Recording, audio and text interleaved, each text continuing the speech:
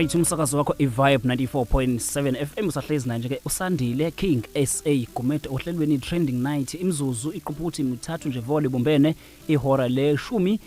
namuvo ngidlalele izingoma eziwu2 uBeyonce mayithi nje ke hello ngase ngidlalela iBoys to Men mayithi nje ke yona never. Right, singiyona nje ke itopic yethu njengamanje ngifuna ukwazi nje ke emlaleli weVibe FM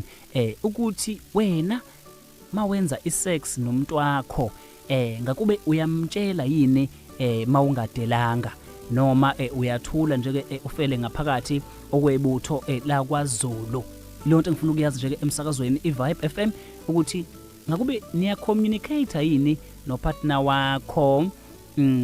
during sexual intercourse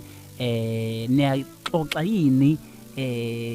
you know ngifuna ukwazi nje ke mfethu lapha ngasekhaya ngifuna ukwazi because izinto ezinjengalezi bafethu ave zesilimaza kakhulu siye sabo ukukhuluma ngalezi zinto kanti izona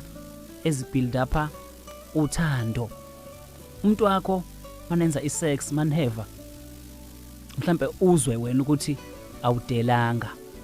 uyamtshela yini ukuthi baba angidelanga bengicela bandla siphinde kuze nami ngidele njengoba nawe udelile okanye baba uyamtshela yini umama okanye mjida wami lapho ngasedladleni uyamtshela yini usinonza ustanishini wakho ithekeni yakhe insayizi mfethu yakho makuya ngokuthi mhlambe awudelanga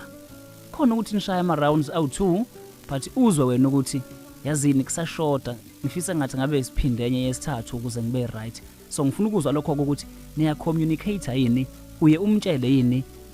upartner wakho mawungadelanga noma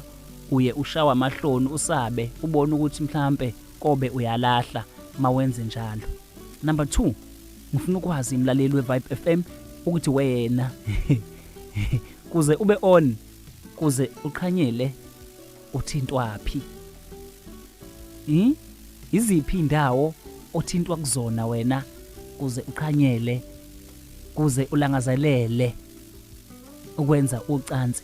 Uzothi omunye mina mungithinta amabele usukuqedile ngiba on ngihlanye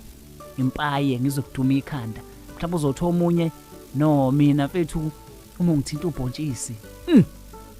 vele ngizwe ngisangana ngihlanye ngendlela exakayo. Uzothi omunye no mina ngifuna nje ngithanda ukudlaliswa endlebeni ngolimi evaka lapho ke hayi cha na kanjani ngiba on. Uzothi omunye gijimisa ulimi enkabeni ngiye ngizwe lapho cha hayi